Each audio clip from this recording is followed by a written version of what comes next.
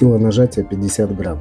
Свечи 5-пиновые, но если у вас 3-пиновый формат базы, вы можете кусачками удалить боковые стойки, и они спокойно влезут. Подсветка стандартная.